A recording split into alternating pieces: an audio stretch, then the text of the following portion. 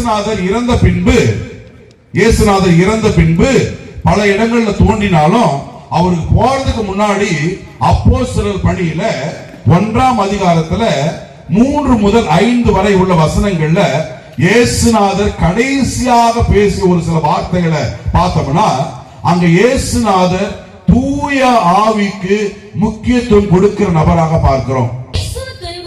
இயேசு துன்புற்று இறந்த பின்பு 40 நாட்கள் அவர்களுக்கு தோன்றி இறையாட்சியை பற்றி பலவற்றை கற்பித்தார்.